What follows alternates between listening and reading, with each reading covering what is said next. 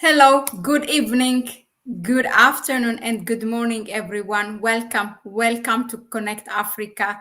Welcome to our weekly session here every Tuesday and Thursday with our Pan Africanist analyst, Kwame Gonza.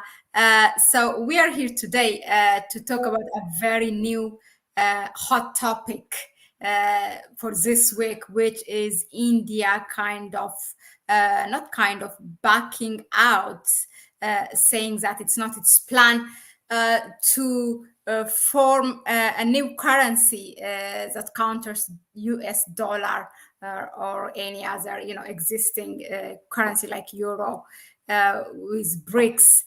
We will go into it in detail. So we have here Kwame Gonza to spill all the tea.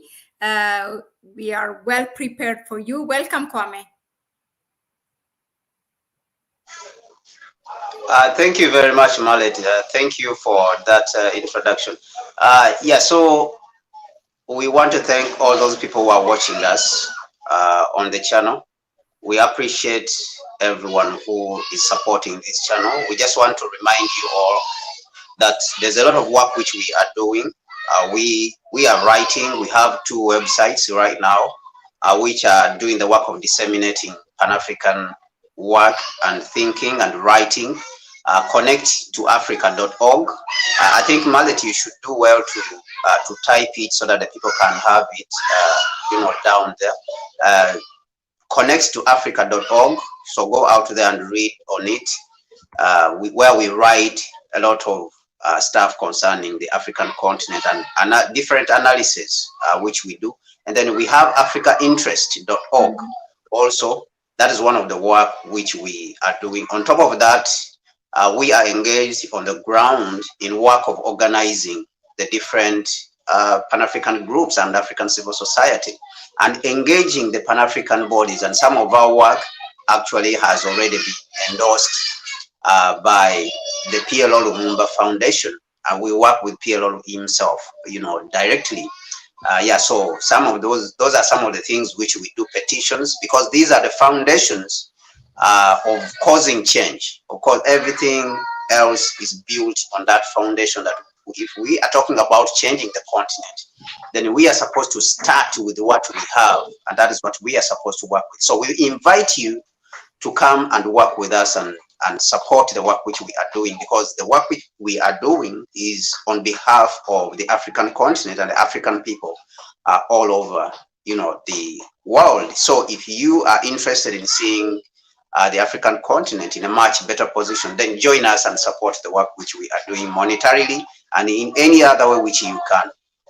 As Mahlet mentioned, today we want to talk about Brics and its currency. Recently, a rumor came through RT, a program called the Underground.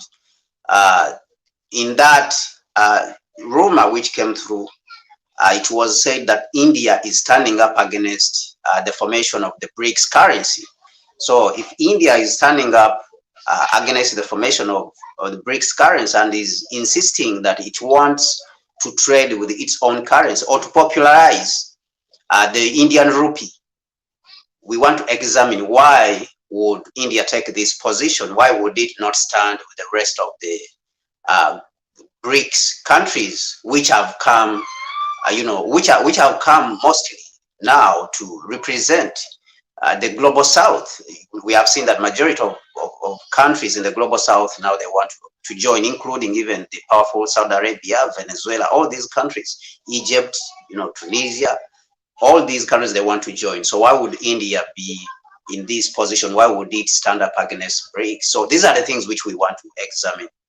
Today we want to talk about this, and we want to know why would India, of course, want to move in this direction. Of course, these are not just rumors. They will not just come out like that, because they came from a source which you would call credible, and that is RT News of Russia. So we know that news has not spilled out majorly out there in the public and on the internet, but this is what is happening. But on the other side also, we saw that this week Yahoo News published and said that India is also at it, all the project of trying to to de-dollarize, because it is popularizing the Indian rupee as an alternative currency. So we want also to see, is it because India wants to fight for itself, its own interests, and it's trying to separate the interests of the Brics, from its interests. So these are all the things which we want to talk about. But once again, I want to thank everyone who is here and watching us and supporting the channel, Connecting Africa. Continue doing the great job that you are doing out there. Thank you very much. Thank you very much, Kwame, for that quick background, because yes, the news has not really spread that much, was not picked by the mainstream, not even, not even by those India popular news agencies like Wayon and was it First Spots?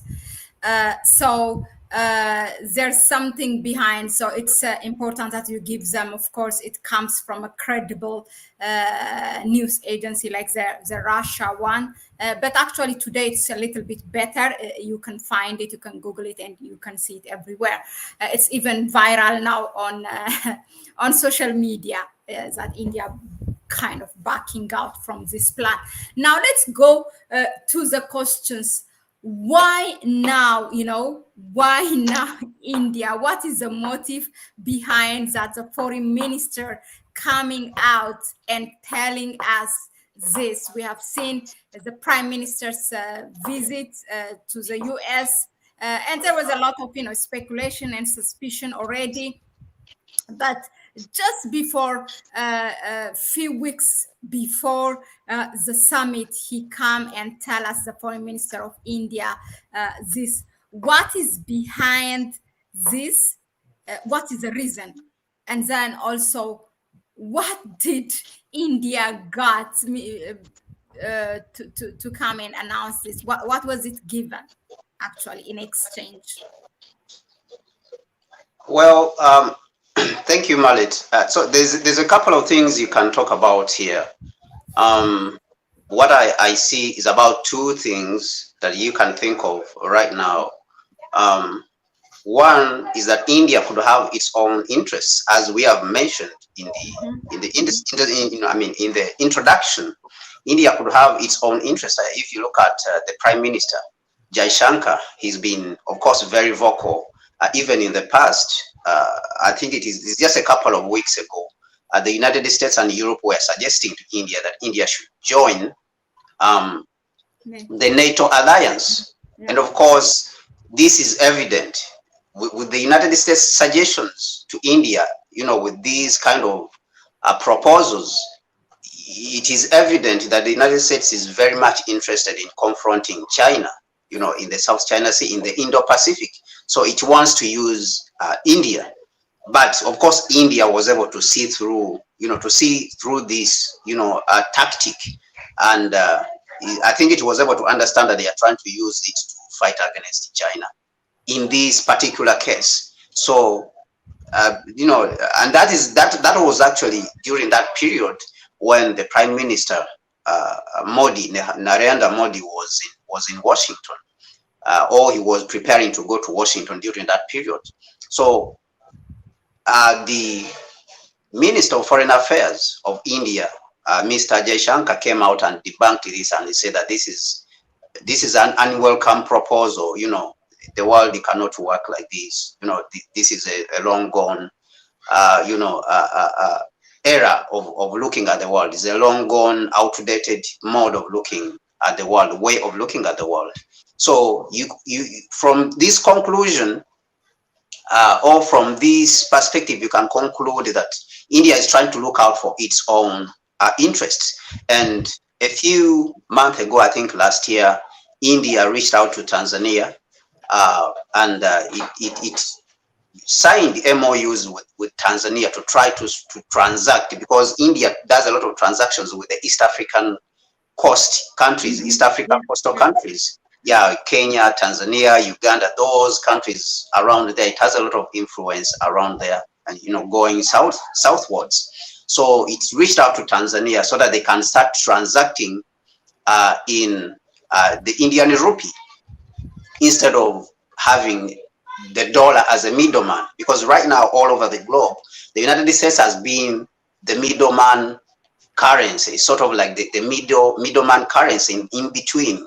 You know, even when you look at the African continent, when you look at the what the Pan-African payment and settlement system is trying to do, you know, which was put up by the Africa Import and Export Bank.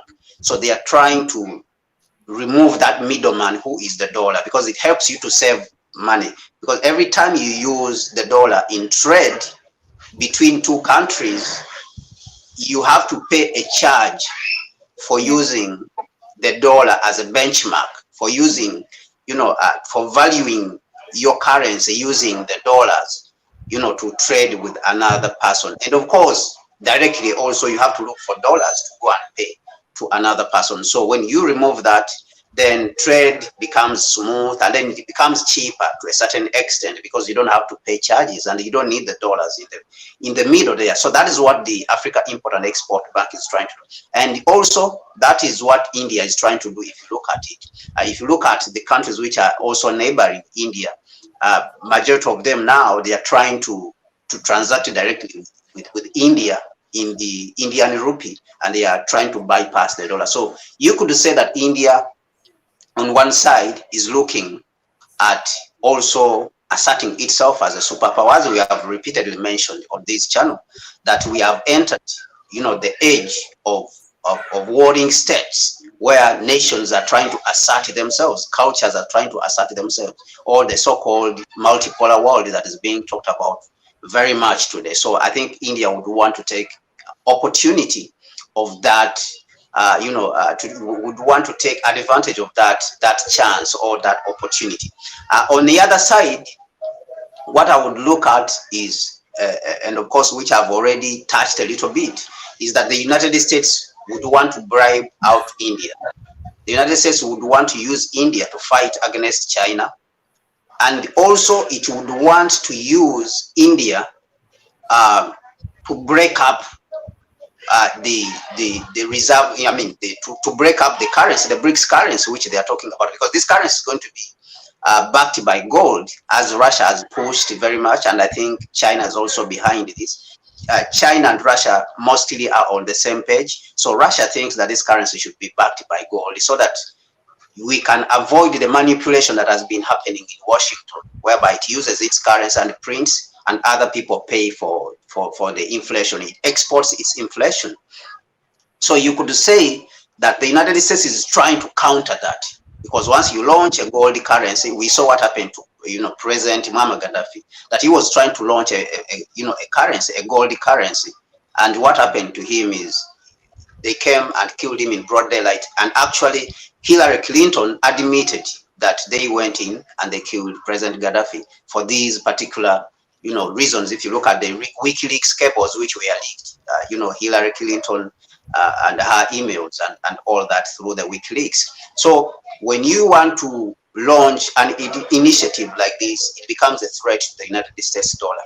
So the United States would want to manipulate the differences which India has with China, and try to break and defeat defeat the Brics currency, because it cannot come and attack all the Brics countries like how it came and attacked Libya and killed President Muammar Gaddafi. So that is a possibility. That is another possibility. So it could be a strategic move which the United States is trying to use, and not because it cares about India and its relationship with China or anyone, but it could be an overall, you know, strategic, comprehensive strategic move when you look through it, that the United States wants to win. Because at the end of the day, if it is able to defeat it, then what it will do is that if India is alone, it is much easier for the United States to defeat it. Because if it defeats all these countries which have come together, India, it would have just been used something like a rug. You clean your feet on and you enter inside the house and you leave it outside. So they would, in turn, if India wants to assert itself, because its economy even is smaller, which is around 3.3 or 3.4 trillion dollars, is just a smaller economy compared to China, which is right now up to $19 trillion and is chasing the United States. And actually, when you look at purchasing power, is a much bigger economy. Right now, China is a much bigger economy than the United States. So that could be a strategy in itself that the United States wants to, to do that, wants to employ to be able to defeat the BRICS currency. And of course, we don't know whether India is the second largest in economy from the BRICS members. Yes, yes, absolutely, absolutely. India is the second biggest. So this, we don't know whether India is aware of it. And of course, I know that the Prime Minister and Narendra Modi and all his other people, the government, of course, advisors, I know that they are very much aware of these facts. So, but whether they will act in the right way on them, that is another question that needs to be asked, and we have to wait and see. We have to wait and see, of course. So these are the two scenarios which I see at play right now regarding India's behavior towards the BRICS currency. Thank you very much, Kwame, for that analysis. Now, so far, we haven't seen officially any reaction from the rest of the BRICS members. But what would be their possible reaction to this? Would there be a need perhaps to replace India? If so, who could it be? I think, of course, Russia and India, they are Russia and China, they are very strong in this group. I think they would be evaluating India's position right now. And of course, there would be a lot of alternatives. The number of countries which have applied to join BRICS, many countries have applied. And if you look at those countries, if you aggregate them, those particular countries which have applied to join, including Argentina, of course, and Saudi Arabia and all the other countries, you could easily replace India. Maybe you could not replace you may not replace like the population, but you could easily replace India. If you look at, for example, if you band up like African countries, a lot of African countries, you allow them in like we have seen Ethiopia has applied. It's a very populous country. You could put in Egypt, which has also expressed interest, is very populous also. And you could look around Argentina, you could look around other countries. Saudi Arabia is very strong economically. So these are the opportunities which you would look at, you could look at. But if I was BRICS, I would want to look at the African continent and absorb as many countries in as possible. For example, like inviting countries like Nigeria so that they can occupy a position in there.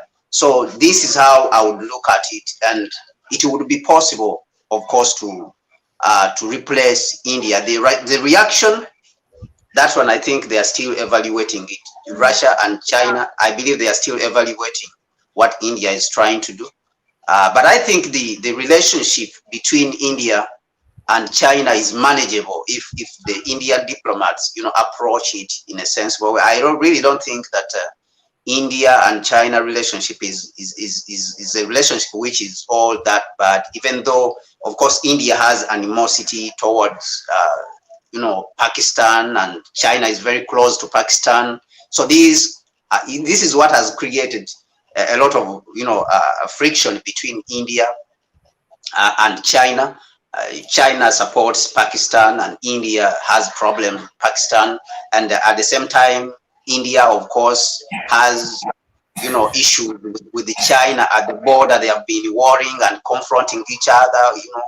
They have a border dispute which they have not settled up to now. So these could be the problems. And of course, the Prime Minister Modi, we saw him, he was in Washington, a lot of fanfare in Washington, even much more than compared to what happened during the US Africa summit. He was one prime minister, but the fanfare surrounding his visitation to Washington was much more compared to what happened during the US Africa summit.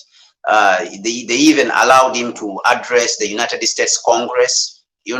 India signed deals with the United States to supply You know, the United States will supply drones, I think more than 30 drones or something like that, 10 to 30 drones.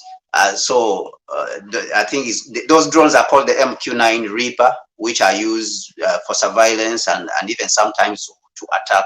So that is a suspicion, that is a possible suspicion that could be there, that the United States may try to bribe India in this kind of way, you know, put up this fanfare for Prime Minister Modi. And we have seen Prime Minister Modi also, of course, is right now he's in France. You know, he's signed security, you know, deals with France concerning the supply of fighter jets, which are the Rafale. And of course, they would want to take advantage of this, the Europeans, the NATO group. And of course, they benefit, majorly the United States benefits in the sale of these weapons. They make money out of India. Even with hyping up this threat of China, they use it, of course, to make a lot of money for themselves at the United States. This is a tactic which it uses. Even it is employing this tactic to NATO by saying that NATO countries in Europe should increase their security budget by 2%. They should spend at least 2% on security, on defense and so-called defense. But where are they going to buy those weapons? They are going to buy those weapons from the United States. So it could be a tactic even being used against India. So they would be using this to kill two birds with one stone. You know, they want to kill the Brics currency, at the same time make sales, you know, to India, sell weapons to India and make money by hyping up the China threat. So this is a possibility.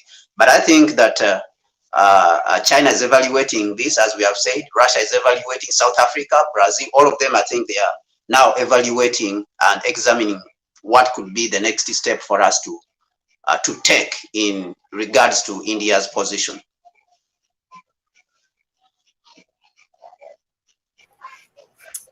Thank you very much, Kwame. An interesting dynamic going on there.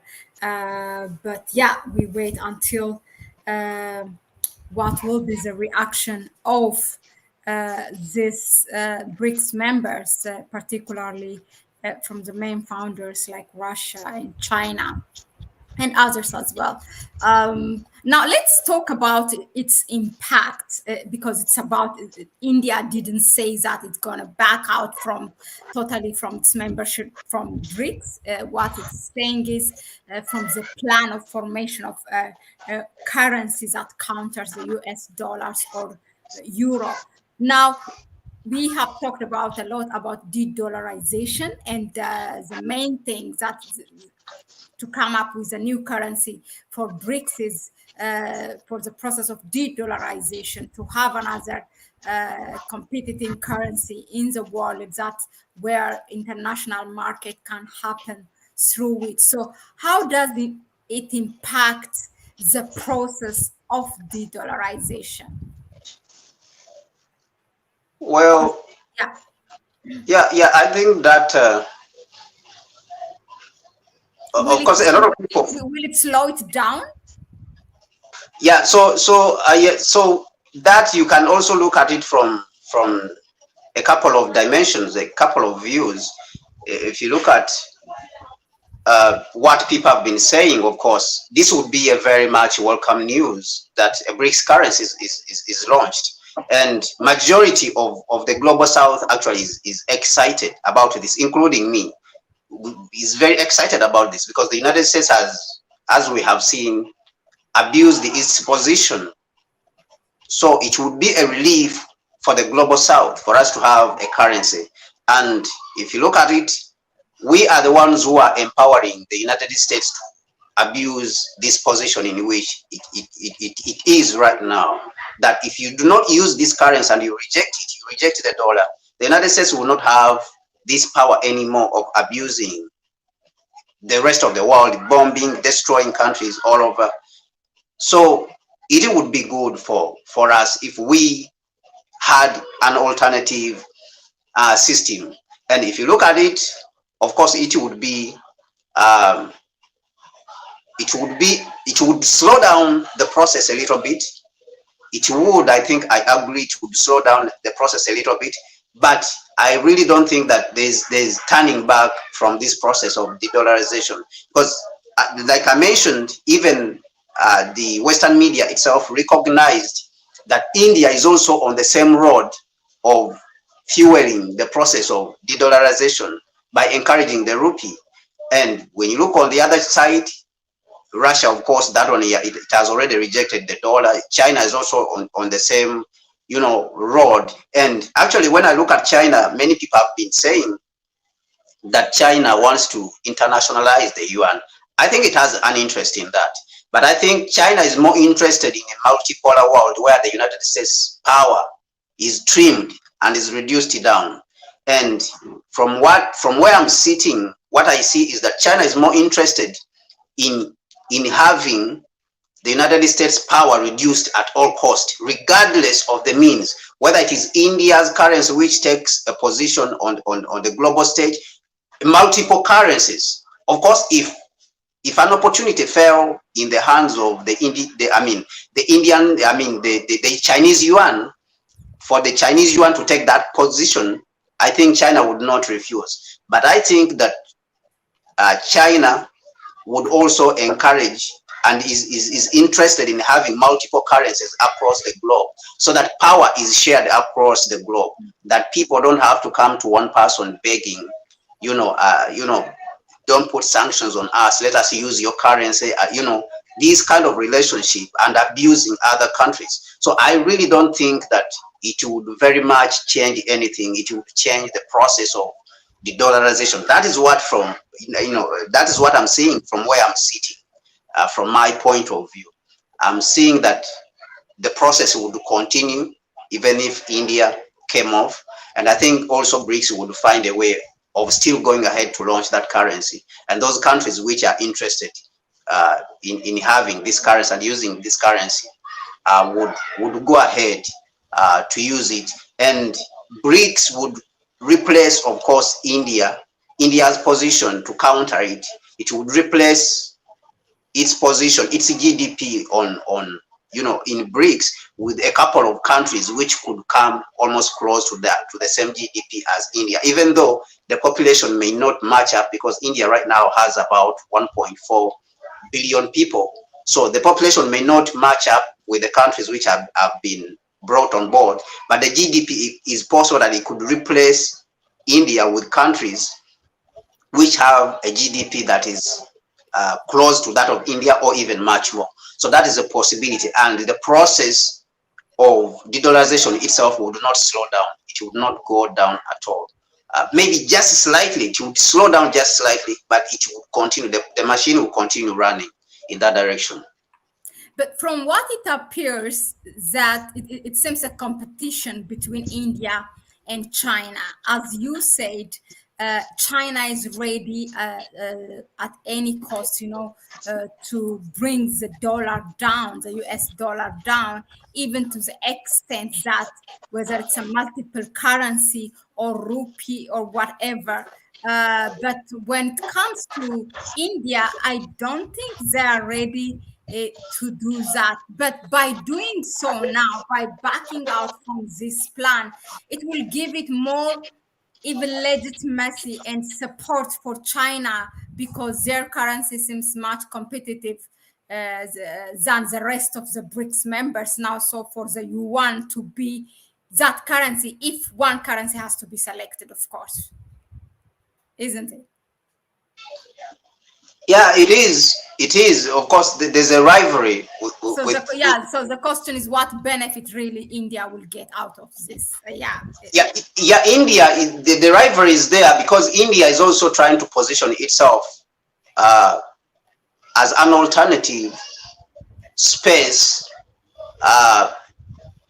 which can attract the industries that have been coming out from China, the Western industries. You remember that Joe Biden has been carrying up this war from the Trump era, which spilled over from the Trump era, which was started by Trump, of attracting back their industries. And some of the industries still cannot come back to the United States because the cost of labor is still high in the United States. So they would be looking for alternative places where to go. And we have seen countries like, companies like Apple going to India to explore opportunities. The other time we spoke about Tesla, the manufacturer of electric cars is also exploring opportunities of setting up in India. So India is interested also in positioning itself as an alternative to the Chinese economy, whereby it will be also competitive economically. So this is why India would see that it would be interested in that kind of arrangement. But in the interim, right now, in the interim, it does not have very much capacity to compete with China, on that level when we talk about economics and industry and technologically. It is still seeking out those relationships, those high value industries which we have spoken about here, semiconductor industries. Recently, I think it was just a few days ago, TCMC, a Taiwanese company, with its partner Foxconn, which have been manufacturing in China, they were supposed to set up a $20 billion semiconductor facility in China, in India, but they cancelled that setting up of that factory. And of course, the Indians came out and said it is a very big disappointment that this investment was cancelled, about $20 billion. So you can see that there's still challenges. India still has challenges to be able to really, aggressively or equally challenge Chinese position. So I think that's what would still give the Brics currency an impetus still, because China is very strong in there, and Russia also is very strong. And then we have Brazil, of course, South Africa. So if we pull in countries like Ethiopia, we pull in Egypt, also it joins, you invite Nigeria, you invite Argentina, you bring in countries like Saudi Arabia, Iran. So you would be in a much better position. You would have actually more stronger countries which are able to stand up against the United States dollar and the United States itself and the Western world. Thank you, Kwame. Let me just read some of the comments here. CNS, Aaron, Black, we have a new one as well, Ruby, I think, if I'm not mistaken. Rabu, Roy Ruby. Okay. Rabu actually said, welcome everyone, first of all, and thank you for tuning in. So Rabu says, Modi is owned by Bill Gates. He took bribes before, and I wouldn't put it beyond him now. That is that. And CNDS says, unlike China and Russia, did I start? Yeah, he says India is very close to Russia, especially on matters of military. The same, Russia has been mediating the China-India border issue. Unlike China and Russia, India is not yet fully independent in military, technology, and economy. Really? And he continues, India has been trading with Russia in rubles and rupees despite a lot of pressure from the collective West. They are buying huge quantities of oil from Russia, then reselling it to the EU countries. So what are you saying, Ciendes? It's like, what is your argument? Yeah, I think this is just a comment, but I think he has a point, and that is exactly what we spoke about. That is a point we made, that India, on one point, when we were starting, is trying to look out for itself. Even when you look at the buying of that oil, which it is buying from Russia, it was buying in the rubles, but news came out a few days ago. Russia was accumulating a lot of Indian rupee.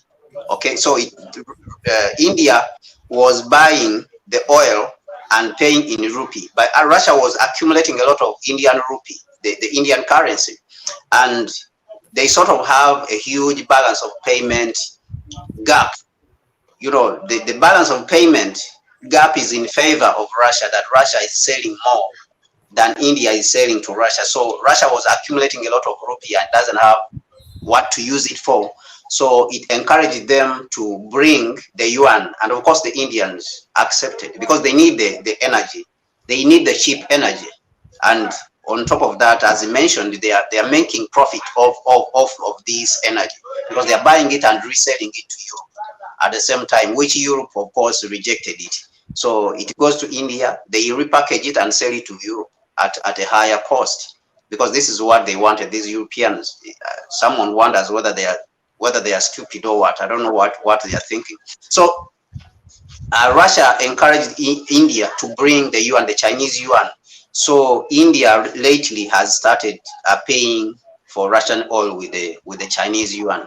So this is what is happening. So India, on the whole, is trying to look out for its interests. That is why the Minister of Foreign Affairs, Mr. Jaishankar, when he was asked and interviewed by the Western media about buying Russian oil, he said that when the war in Ukraine started, Europe did not immediately cut off the oil which it was buying, the gas which it was buying from Russia. Why? You waited until a certain level, almost up to a year, before you people cut off the gas. Why are you telling India that it should cut off? So this was the question.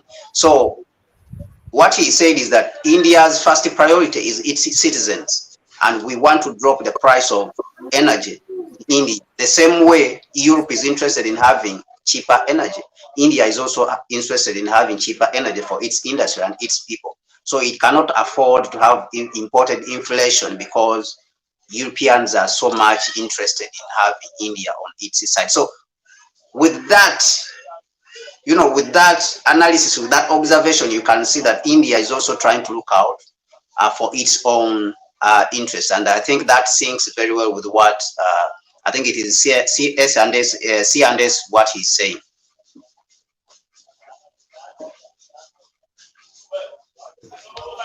Okay, thank you for addressing that. Aaron has also one question, but we will come back to it, Aaron, when we have one more talking point to cover. But I will just read out your question, which was. There are some experts from the West that say the Brics currency will not dislodge the dollar, but it remains as a threat. So what is your take on that? So, but let's just address the next one. And if we have time, we will come back to you, Aaron. Our next question, or my next question for tonight, is actually, as we always say, this is first and foremost a Pan-African media platform. So our duty here is to give it that Pan-African perspective or African perspective. So we are seeing India is, it's a growing with its relation in Africa in terms of trade. You have mentioned it, especially its trade relation with the Eastern Africa. Now, how does this affect, this move by India will affect on India-Africa relation?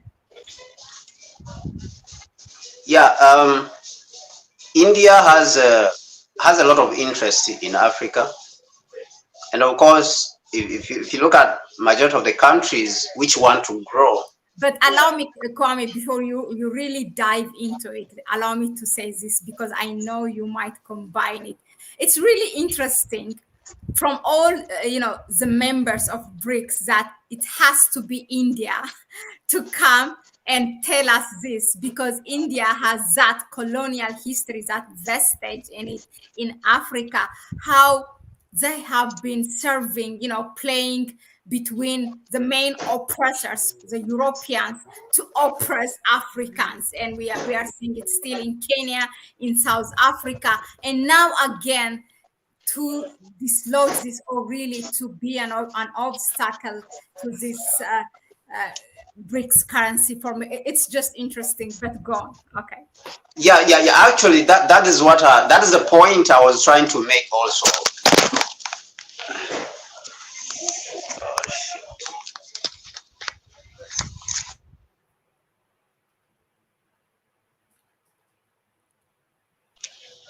You are there? Okay.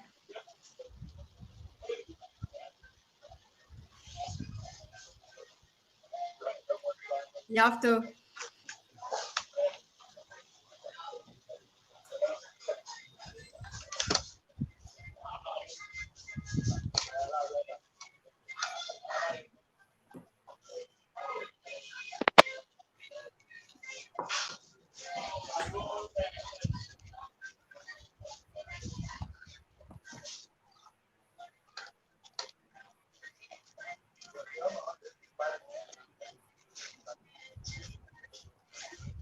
Kwame,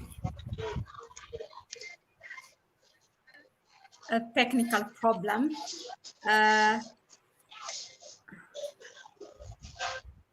Yeah, Okay.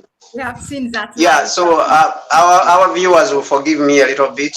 I had some technical problem. Yeah. Yeah, so the point I was trying to make was that what you said is actually in very much is in sync very much with what I was going to say. That Africa at this point, I think, has to be very careful, and history is very important in this process. You know, history is a very important guide. I know that the Western world has always been discouraging Africa not to look at history, simply because history has been very awful. Our relationship with the West, especially, has been awful, and majority of the times the Western world has been on the wrong side of history when it comes to its relationship with the African continent and the African people, slavery and oppression and colonialism, and now neo-colonialism. So it has always been on the bad side. And of course, India has been in one way or the other on that side. So as India grows,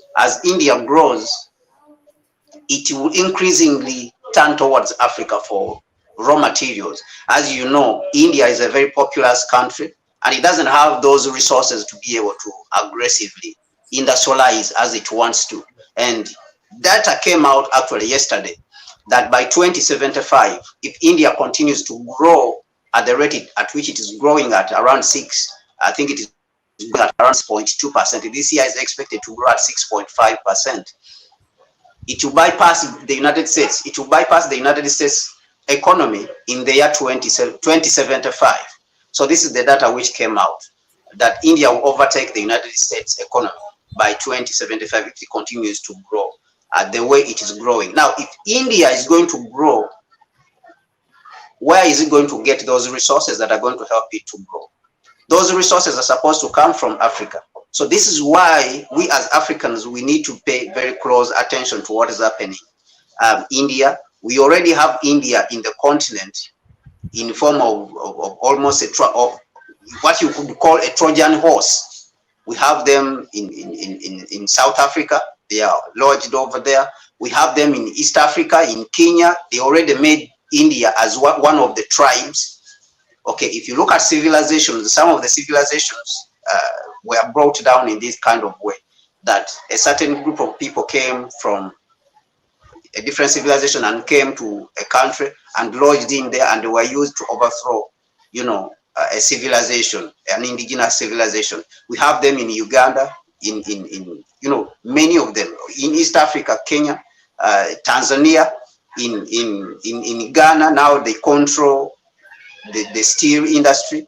So you can see this kind of relationship, that India would need a lot of resources, and don't expect that its citizens, if they are present in Africa, they will not help it to grow. Definitely they want to help their mother country to grow if they are in Africa. So this is where India is going to get the resources, and it's going to do it aggressively. And we have seen that India has already started moving that direction.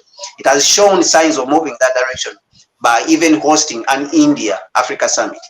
When actually Africa, economically, if you put our GDP together and you aggregate it, our GDP is bigger than that of India. India is around 32 or 33 trillion dollars, and Africa is around 35 trillion dollars. So, but Africa is invited by India, which has a small economy compared to that of Africa. So this should be a disgrace. So this is a point This should be a point of caution for us as Africans. India does not have anywhere where it is going to get resources to be able to finance its trade. India's trade right now with Africa is around 36, I think $36 billion, and it is still increasing. So all these are traps. It is using these also as traps in order to have access to the raw materials which we have on the African continent in order to fuel its industry.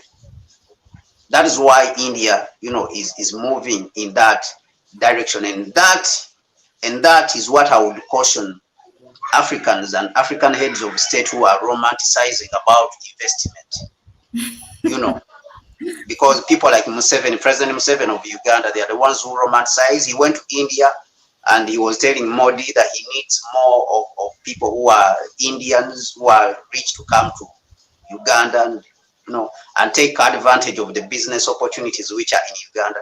But India itself is a poor country. So I think that sometimes our leaders are very much misguided, that they don't understand what they already have, that if we use carefully what we have right now, our economy is bigger than India. We should be able to make much more investments on the African continent, that we don't even need countries like India or even European countries and all the other countries.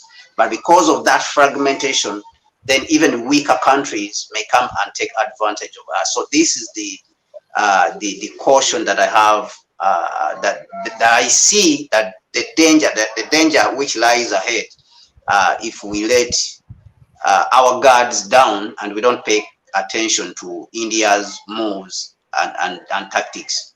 And of course, it would go ahead to work with the West if we are not careful, because it has happened before that when we were being colonized here, Indians were being brought from India and forward in places like East Africa, to take over, to be sort of like overseers of the colonialism. This happened in majority parts of East Africa. So I think these are things which we need to be very careful about, and especially by looking at history and understanding that we already have those things that we are looking for outside them. Yeah. Thank you. Thank you very much, Kwame, for that. Really, as much as what needs to be covered, I think we are covered regarding this hot topic. Brics. Brics is, I think, it's full of exciting and sometimes controversies. A lot of things going on. I really hope this summit will happen peacefully and achieve what it needs to achieve, because we need it. We are watching it.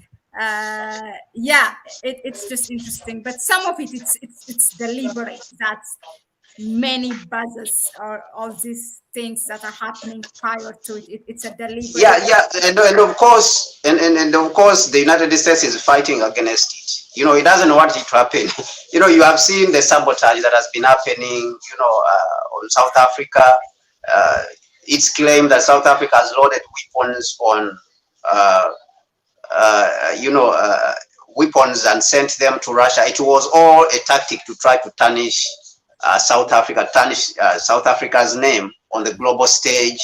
So all these were tactics to try to blackmail South Africa and to stop President Putin from coming to South Africa for the Brics summit, which of course South Africa has maintained that President Putin will attend the summit in South Africa. So there have been all tactics, and the United States itself is at work. Of course, is at work to try to disrupt any arrangements that may come up with Brics, because it is a really powerful alliance. Like we have mentioned, this is not like Iraq or Libya, where you go in and bomb them and stop them from doing whatever they are doing. These are powerful countries. I mean, you can just see it from what is happening in Ukraine, that the United States has been pouring weapons in Ukraine, but still the weapons are not working. Russia is still winning the war and defeating, all the weapons that they have been sending there. So these are not small countries like China, and you can go in and bomb them and stop them from advancing this. So you try to use data tactics. So this is what the United States is doing. So it is at work. The United States is at work in all this to try to disrupt anyone who wants to form an alternative currency.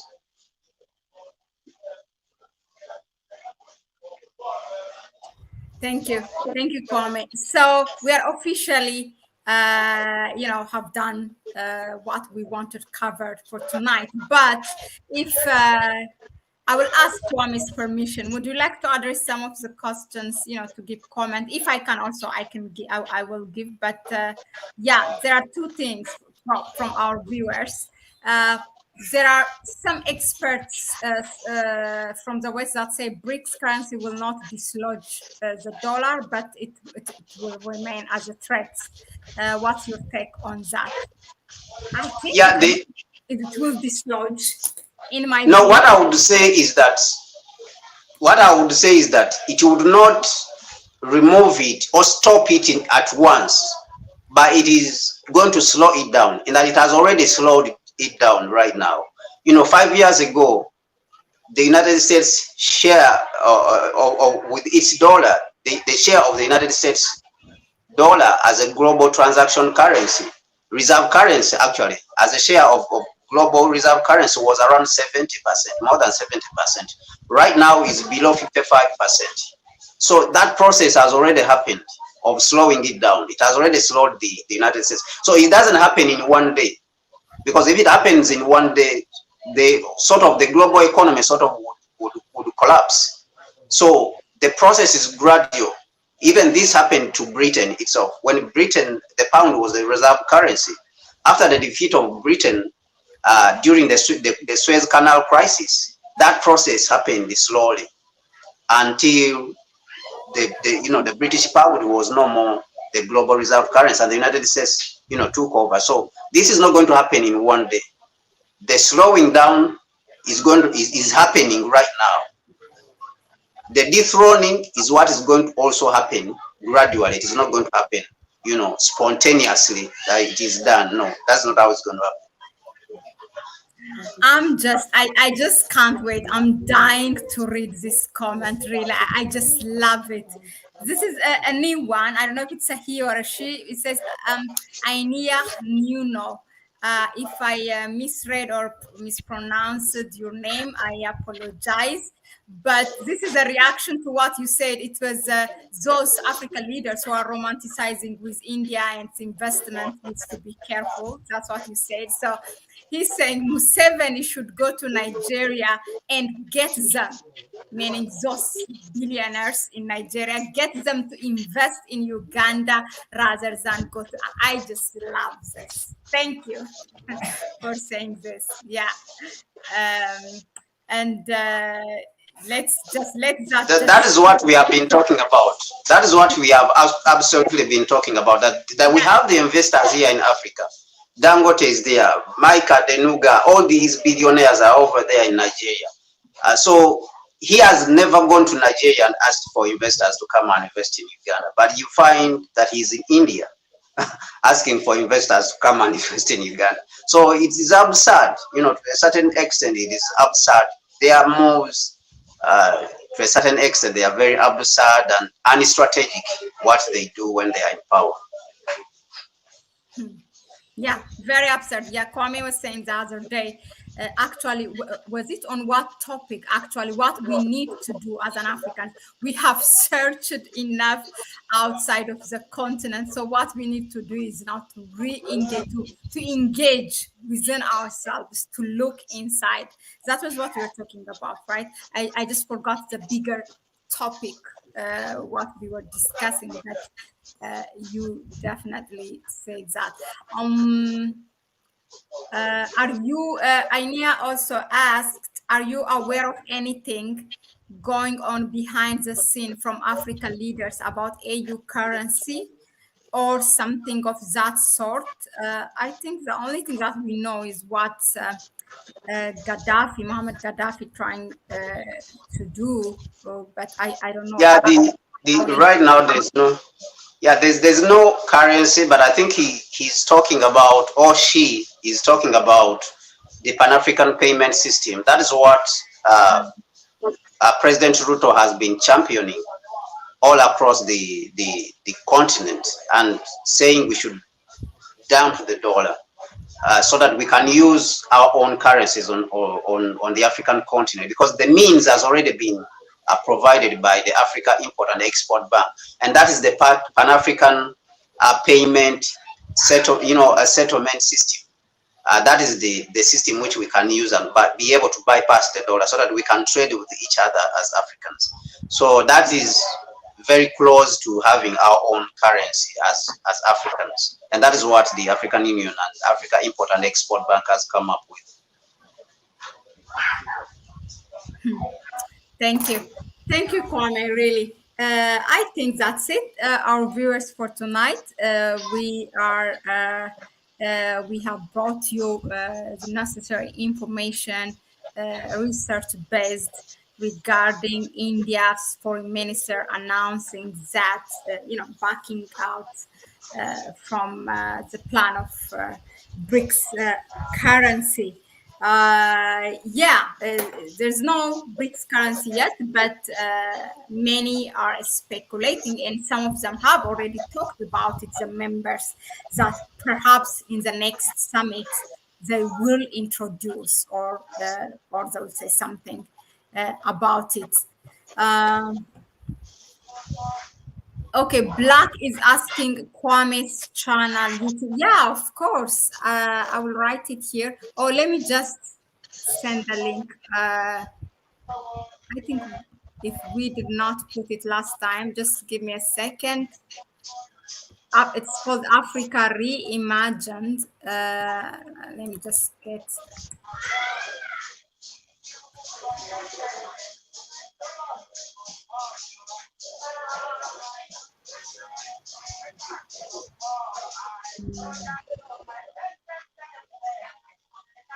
There you go. That is Kwame's channel, Africa Reimagined. Yeah. All right. So go and subscribe. So as we always say, so thank you very much for tuning in, for being here. Oh, Laila, sir, welcome. Africa even go to summit with Turkey laws. What does Turkey, a bankrupt country, has to? Okay. So yeah, thank you all for being here. So we will meet again with Kwame. We will be here next Tuesday. Last time one of you asked if you can suggest a topic. Yes, please go ahead, do that. Do that, of course, prior to our Tuesday or Thursday session, so that we can make the necessary preparation for you, and go and share this video with all Africans or with your network. That really means a lot for us, because all we want to do is to empower by information and also knowledge. And also you can even further support us by going to our PayPal account and donate us. It will help us for us to be consistent here and come more often during the week. So that being said, thank you very much. Thank you, Kwame, for your time. We will see you here again tomorrow on our live session. Regarding actually Ethiopia and Eritrea. So be here. We will put the link for you, and also go and visit the websites that we have put for you, connecttoafrica.org and africainterest.org. Kwame writes for both websites, and also us.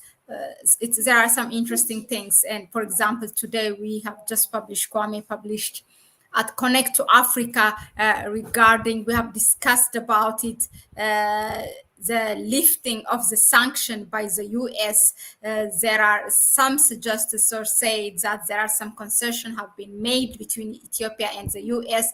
Kwame argues otherwise, and he really well listed out why he says that there is no, Ethiopia did not make any concession with the US, to get the sanction lifted up. Go and check that. Thank you all. Bye-bye. Kwame, unless you have anything to say, ciao. Bye. Good night.